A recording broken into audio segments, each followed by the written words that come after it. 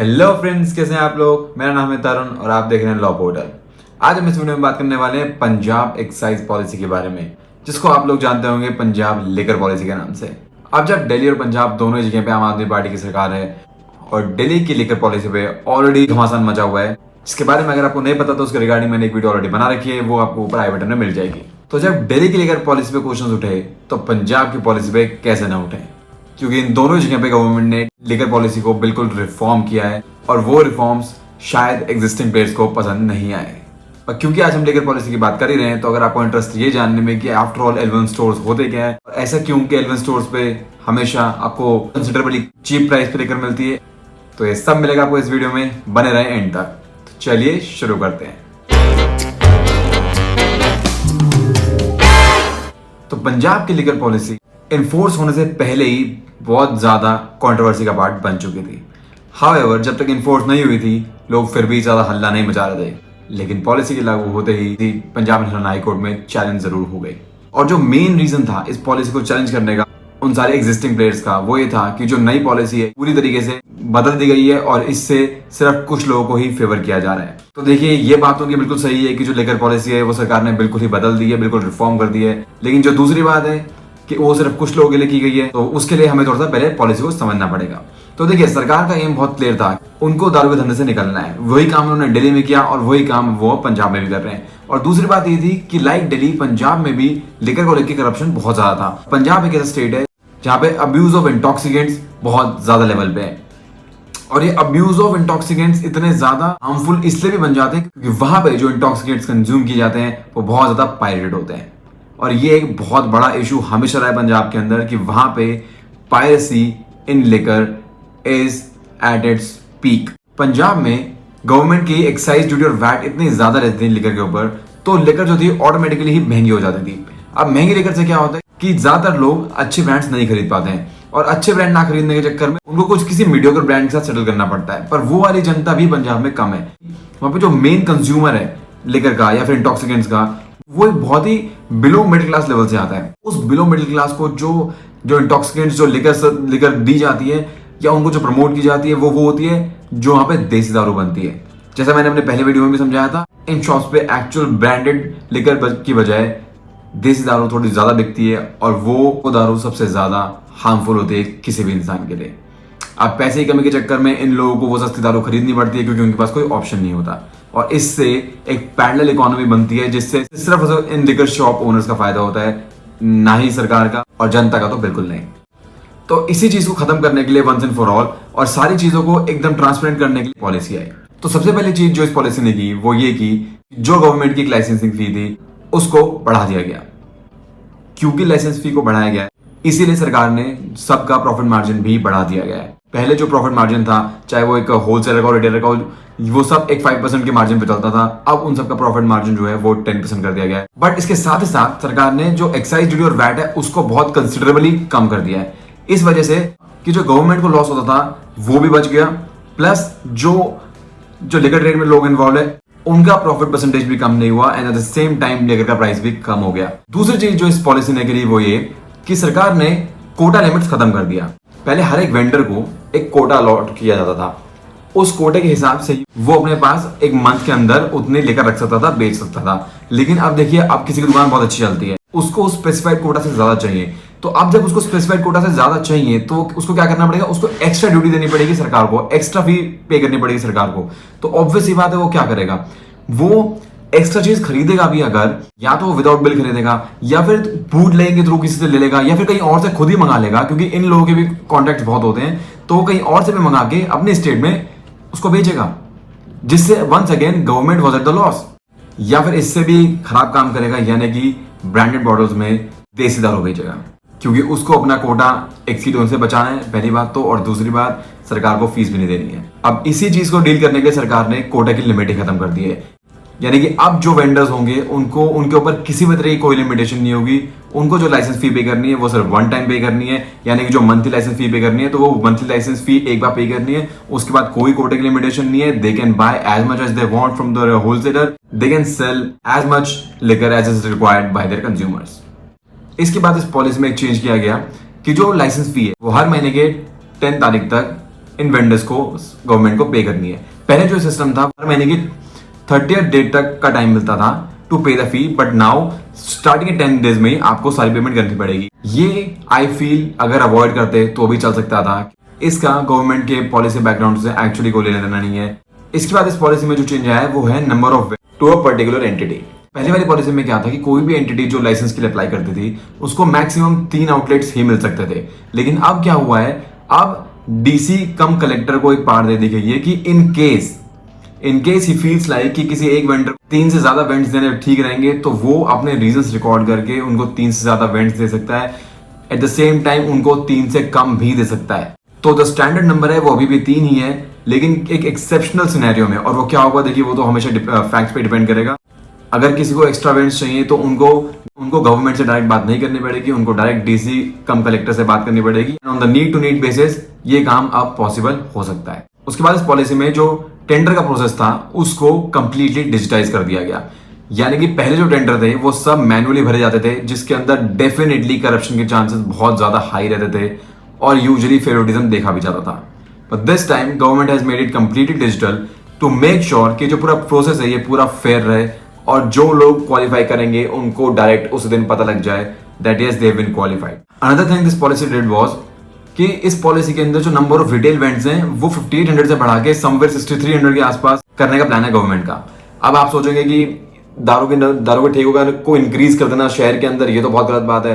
तो देखिए गलत बात एक्चुअली इसलिए नहीं है क्योंकि पहले भी जो सिचुएशन थी पेपर तो कुछ और थी लेकिन इन रियलिटी बिल्कुल ही अलग थी। जो on paper 5800 stores allotted by the government थे, उसके बावजूद भी बहुत सारे वेंट्स चलाए जाते थे जहां पे इलीगल और स्पूरियस लिकर बेचा जाता था। तो इन सब प्रॉब्लम को रिजॉल्व करने के लिए अब गवर्नमेंट ने एक्चुअली लिमिट्स जो है वो बढ़ा के 6300 कर दी है and eight the same time उन्होंने अपनी एनफोर्समेंट फोर्सेस भी बढ़ा दी हैं, यानी कि special dedicated police force and other authorities भी ऐड की हैं एक्साइज डिपार्टमेंट में, जिससे कि वो हर एक स्टोर पे नजर भी रख सकें और ये भी देख सकें कि कोई स्पूरियस वेंडर, कोई इलीगल शॉप तो नहीं चल रही है। The end of monopoly. Government ने कैटेगोरिकली अपनी पॉलिसी में रूल्स बनाए कि अब L1 holders, L2 holders, L3 holders, L14 holders सब सेपरेट रहेंगे।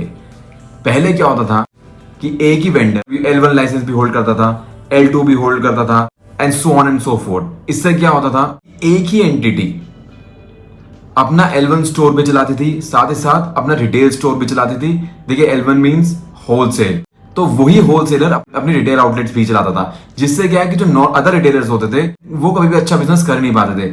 अच्छा तो छोड़िए, वो कभी प्रॉफिटेबल हो ही नहीं पाते थे, क्योंकि यही जो होलसेलर हैं यही लोग जब आगे बेचेंगे तो ऑब्वियसली बात है they have the power to play with the price, they have the power to set a price. अब ये लोग क्या करते थे कि जो अदर वेंड्स होते थे उनसे बहुत ही कंसिडरेबल लो प्राइस पे लोग चीजें बेचते थे, जिससे कंज्यूमर जो हमेशा इन्हीं से खरीदता था और दूसरे रिटेलर से नहीं खरीदता था। इससे क्या था कि सिर्फ उस एक एंटिटी की पूरी मोनोपोली रहती थी और वो जब बाकी सबको ट्रेड से बाहर कर देता था तो उसके बाद अपना प्राइस गेम खेलता था। प्राइस गेम के साथ साथ बहुत बड़ा एक एरिया बन जाता था स्पूरियस और इलिसिट लिकर बेचने का भी।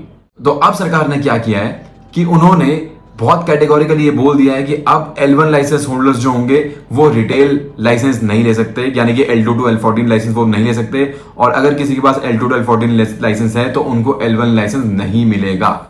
और इसी के साथ सरकार ने एक चीज और ऐड करी है कि अब जो L1 होल्डर्स होंगे, यानी कि जो होलसेलर्स होंगे, वो सिर्फ एक specific IMFL liquor manufacturing company से का ही लिकर स्टोर करेंगी और बेचेंगी। इसका मतलब ये, अगर किसी एंटिटी के पास L1 लाइसेंस है और उनके पास लेट्स से एक XYZ कंपनी से वो लेकर आगे बेचते हैं, तो वो सिर्फ और सिर्फ उसी XYZ कंपनी का ही लेकर स्टोर कर सकते हैं, बेच सकते हैं, किसी और कॉम्पिटिटर का नहीं। थोड़ा ईज ऑफ अंडरस्टैंडिंग के लिए आपको समझाता हूं कि ये IMFL मैन्युफैक्चरिंग कंपनी होंगी क्या। तो देखिए, जितनी भी ये फॉरेन लिकर्स होती हैं सब 2 फॉर्म में इंडिया में इंपोर्ट होती है। या तो ये पूरी पैकेज बॉटल में इंपोर्ट होती है, जिसके अंदर ऑब्वियसली बात है आपको इंपोर्ट ड्यूटी, कस्टम ड्यूटी बहुत ज्यादा देनी पड़ती है। दूसरा तरीका होता है कि इनके बैरल्स इंपोर्ट होते हैं। तो जब बैरल्स इंपोर्ट होते हैं तो इनकी बॉटल्स जो है वो भी कंपनी से आती है, पर वो सेपरेटली आती है। उससे क्या है कि आपकी बहुत ज्यादा, उससे कंसिडरेबल अमाउंट की आपकी इंपोर्ट ड्यूटी बच जाती है और आपकी कस्टम ड्यूटी भी बच जाती है।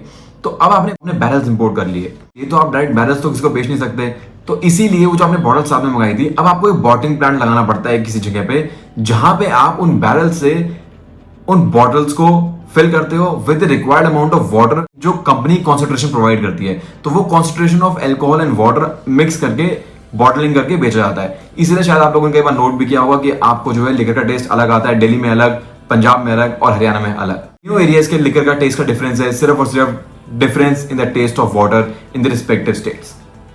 तो वही जो बॉटलिंग प्लांट्स है बेसिकली उनको कैटेगराइज किया गया एक तरह से मैन्युफैक्चरिंग प्लांट। तो मैं आपको एग्जांपल के तौर पे समझाऊं तो जो कंपनी है पर्नो रिको, जो शिवस बनाती है, एब्सोल्यूट बनाती है, वैलेंटाइन्स बनाती है, जो भी इंडिया में कंपनी है जो वहां से इंपोर्ट करती है, वो क्या करेगी, वो पर्नो रिको से एक तो उनके बैरल्स इंपोर्ट करेगी, प्लस पर्नो रिको से ही वो या फिर पर्नो रिको के ऑथराइज वेंडर से बॉटल्स भी मंगाएगी, इंडिया में इंपोर्ट करेगी। फिर इंडिया में एक बॉटलिंग प्लांट लगाया जाएगा और उस बॉटलिंग प्लांट में जो पर्नो रिको ने कॉन्सेंट्रेशन दी होगी, एब्सोल्यूट के लिए अलग, मे बी वैलेंटाइन्स के लिए अलग, शिवस के लिए अलग, उस कॉन्सेंट्रेशन के हिसाब से उस पूरे फॉर्मूले को बना के उसको बॉटल में फिल करके एज अ फाइनल प्रोडक्ट बेचती है इंडिया में। तो ये तो था 1L1 1 IMFL का रूल। इसके बाद आता है कि L1 अदर्स का लाइसेंस। जो लाइसेंस होल्डर जो है वो सिर्फ उन कंपनी प्रोडक्ट को स्टोर करेगा और आगे भेजेगा जिन कंपनीज की ब्रांड प्रेजेंस जो है वो कम है, यानी कि जिनके लास्ट फाइनेंशियल ईयर में 30,000 से कम केसेस बिके हैं। इसका मतलब गवर्नमेंट ने यहां भी एक डिमार्केशन कर दी है कि अगर कोई L1 होल्डर है जिसके पास पर्नो रिको से माल आता है, तो वो कंपनी जो है सिर्फ और सिर्फ पर्नो रिको को ही स्टोर करेगी और आगे बेचेगी। अगर उस L1 होल्डर को किसी ऐसी कंपनी का माल भी स्टोर करना है जिनकी थोड़ी ब्रांड प्रेजेंस जो है कम है, तो उसको L1 IMFL के साथ साथ L1 अदर्स का लाइसेंस भी लेना पड़ेगा। लेकिन उसमें भी he has to make sure कि वो उन सारी कंपनीज में से जिनकी ब्रांड प्रेजेंस कम है किसी एक के साथ ही अपना कॉन्ट्रैक्ट कर सकता है। यानी कि तो L1 अदर्स के अंदर मे बी ओएसिस ग्रुप आ सकता है, ओएसिस ग्रुप जो स्टार वॉकर बनाती है। तो अब क्योंकि स्टार वॉकर बहुत न्यू विस्की है, एक इंडियन विस्की है, तो उसकी ब्रांड प्रेजेंस अभी उतनी ज्यादा नहीं है, तो मे बी वो इस कैटेगरी में फॉल कर सकते हैं जिसके 30,000 से कम केसेस सेल होते हैं। L1 होल्डर जो है वो पर्नो रिको यानी कि हंट पाइपर्स, वैलेंटाइन, शिवर्स इन सबको स्टोर कर सकता है। एट द सेम टाइम अगर उसके पास L1 अदर्स का लाइसेंस है तो वो साथ ही साथ ओएसिस ग्रुप की लिकर भी स्टोर कर सकता है, लेकिन वो उसके साथ साथ विलियम ग्रांट के पोर्टफोलियो के प्रोडक्ट्स को नहीं सेल कर सकता, यानी कि वो अपने वेयर हाउस में ग्लेनफिडिक, बेल्विनी टाइप की को नहीं स्टोर कर सकता। और इन्हीं L1 लाइसेंस होल्डर्स के लिए दूसरी रेगुलेशन ये थी कि इन लोगों को पूरी फ्रीडम दी जाएगी अपना वेयर हाउस खोलने के लिए, लेकिन they have to make sure कि इनका वेयर हाउस वो सफिशिएंट साइज का हो जिसके अंदर वो day to day transportation of liquor को स्टोर कर सके और उनको फ्रीली उनके वेंडर्स तक पहुंचा सके, ताकि किसी को कोई इशू या डिले ना हो। Eight the same time in L1 holders को अभी मेक श्योर करना पड़ेगा कि किसी भी रिटेलर वेंडर के साथ डिस्क्रिमिनेशन ना करें, यानी कि किसी को कम किसी को ज्यादा ना दें और सबको एक सेम ही प्राइस पे दें। अगर इसके वॉल्यूशन पकड़े जाते हैं तो these L1 licence shall be cancelled. And last but not the least, इस पॉलिसी में एक बहुत अच्छी चीज की है जो आप कंज्यूमर्स के लिए बहुत ही अच्छी है और बहुत जरूरी भी थी। इनफैक्ट हर स्टेट गवर्नमेंट ये नहीं करती है और इस चक्कर में बहुत सारे इनोसेंट लोग भी कई बार प्रोसिक्यूशन में फंस जाते हैं, और वो है इशुएंस ऑफ L50A लाइसेंस। तो ये L50A लाइसेंस होता है जो एक आम इंसान को, यानी कि आपके और मेरे जैसे इंसान को लेना पड़ता है अगर हम कोई ओकेजन सेलिब्रेट करने के लिए एक एक्सीडिंग अमाउंट में लेकर खरीदना या स्टोर करना चाहते हैं। तो अगर आपके घर पे कोई फंक्शन है और आप जो यहाँ पे लेकर सर्व करना चाहते हैं और आप उसी के लिए बल्क में लेकर खरीदना भी चाहते हैं, तो उसके लिए आपको L50A लाइसेंस अप्लाई करना पड़ेगा, लेना पड़ेगा। और अब ये L50A लाइसेंस जो है इतना इजी हो गया है कि आपको सिर्फ गवर्नमेंट के एक्साइज डिपार्टमेंट की वेबसाइट पे जाना है, अपना आधार नंबर डालना है, उसको वेरीफाई करना है और आपको प्रिस्क्राइब ड्यूरेशन के लिए, यानी कि 1 दिन 2 दिन 4 दिन जितने के लिए भी चाहिए आपको लाइसेंस मिल जाएगा। और लाइसेंस की फी रहेगी 1000 रुपीज पर डे के हिसाब से। तो इससे आप लोगों को इतना बेनिफिट रहेगा कि आप लोग कभी भी ऑफ गार्ड पकड़ने नहीं जाएंगे। यानी कि जिन लोगों को ये नहीं पता होता कि उनको एक्चुअली में लाइसेंस की जरूरत होती है अपने घर में लेकर स्टोर करने के लिए या फिर किसी फंक्शन में लोगों को पिलाने के लिए, तो वो लाइसेंस कहाँ से मिलता है, कैसे मिलता है, उसका पूरा प्रोसीजर क्या है, अब वो बिल्कुल ईजी हो गया और अब आप बेकार की प्रोसिक्यूशन से बचेंगे। तो ये तो थे वो मेजर पॉइंट जो सरकार ने इस पॉलिसी को रिफॉर्म करते हुए बनाए हैं। तो आप समझते हैं इस पॉलिसी को चैलेंज किन ग्राउंड पे किया गया है। जितना मैं पब्लिक सोर्स से ये ग्राउंड्स ऑफ चैलेंज निकाल पाया उससे मुझे यही समझ में आया, नंबर 1 कि सरकार ने जो है लाइसेंस फी बढ़ा दी है। अगर गवर्नमेंट ने लाइसेंस फी बढ़ाई है तो गवर्नमेंट ने उनका प्रॉफिट मार्जिन भी 5% से 10% इंक्रीज किया है, तो जिससे उनकी प्रॉफिटेबिलिटी पे कोई भी असर नहीं पड़ने वाला है। उल्टा सरकार ने उनके प्रॉफिट मार्जिन को बढ़ाने के बाद अपनी ड्यूटीज कम ही करी है, जिससे कि फाइनल प्रोडक्ट का प्राइस कम हो सके और उनकी सेल्स बढ़ सके। सेकंड पॉइंट जो इन लोगों का कहना है वो ये है कि गवर्नमेंट जो है वो अब इस पूरे स्पेस को मोनोपोलाइज कर सकती है, क्योंकि अब उन्होंने डीसी कम कलेक्टर को राइट दिया है कि वो किसी एक वेंडर को, किसी एक एंटिटी को मोर देन 3 यूनिट्स दे सकते हैं, जो कि पहले प्रोहिबिटेड था। तो देखिए, जैसा मैंने पहले बताया कि ये सरकार इसको मोनोपोलाइज नहीं कर रही है। सरकार ने एक्चुअली कहीं ऐसा नहीं बोला, वो अपनी विम्स एंड फैंसी से किसी को भी 3 से ज्यादा आउटलेट दे सकती है। पॉलिसी में साफ लिखा हुआ है कि अगर किसी डीसी कम कलेक्टर को ऐसी रिक्वेस्ट आती है और डीसी कम कलेक्टर जो है सेटिस्फाइड होते हैं, उनके पास वैलिड रीजन होते हैं उसके नंबर को इंक्रीज करने के लिए या डिक्रीज करने के लिए, तभी वो कर पाएंगे, अदरवाइज वो अभी भी नहीं कर सकते हैं। तीसरा जो उनका पॉइंट है वो ये है कि इस पॉलिसी के बाद सरकार ने नंबर ऑफ लिकर वेंट्स जो है वो बढ़ा दिए। तो नंबर ऑफ लिकर वेंट्स देखिए क्यों बढ़ाया है, मैंने आपको ऑलरेडी बताया है। पूरी लिकर है उसको लोगों से दूर रखा जा सके ताकि लोग जो है बीमारियों से ज्यादा सफर ना करें। Last but not the least, उनका कहना ये है कि जो गवर्नमेंट है उन्होंने करप्ट प्रैक्टिसेस की है इस पॉलिसी को लाने में और इसको एग्जीक्यूट करने में। करप्शन का चार्ज तो आप गवर्नमेंट पे एक ऐसा हो गया है जो आजकल हर चलता फिरता आदमी भी लगा देता है। और जब दिल्ली में इस पॉलिसी को लेके करप्शन के लिए सीबीआई की मांग कर दी गई तो व्हाई नॉट इन पंजाब। तो खैर ये एक ऐसा टॉपिक है जिसके ऊपर मैं ज्यादा डिस्कस करना ही नहीं चाहूंगा, क्योंकि अगर आपको उसके बारे में जानना है तो आप मेरी दिल्ली लिकर पॉलिसी वाली वीडियो देख सकते हैं। आई होप आपको इस वीडियो के बाद पूरी पंजाब की जो लिकर पॉलिसी है वो क्लियर हो गई हो और साथ ही साथ ये भी समझ में आ गया हो कि जो इल्जाम हर बार L1 होल्डर्स पे लगते रहते हैं कि वो इलीगल चीज बेचते हैं या फिर वो कोई खराब दारू बेचते हैं, तो ऐसा नहीं है। वो बिल्कुल वो एक्चुअली में लीगल लिकर ही सेल होती है। It's just that the nature of that licence कि उनको रेट्स कम पड़ते हैं, इसलिए वो थोड़ा कम में बेच पाते हैं। लेकिन अब पंजाब में पॉसिबल नहीं है क्योंकि पंजाब में L1 और बाकी लाइसेंस को सेग्रीगेट कर दिया गया है। हाउएवर गुड़गांव में अभी भी ये सिस्टम नहीं है, वहां पे अभी भी L1 होल्डर्स जो हैं वो रिटेलर का लाइसेंस लेके भी खुद अपने आप को as a warehouse at the same time retail vends की तरह भी यूज कर सकते हैं, जो फिलहाल ऑपरेशनल है। तो चलिए अब इस वीडियो को यहीं खत्म करते हैं। आई होप आपको वीडियो अच्छी लगी हो। If yes, don't forget to hit the like button, share with the friends. मैं मिलूंगा आपसे नेक्स्ट वीडियो में। Till then take care, bye bye.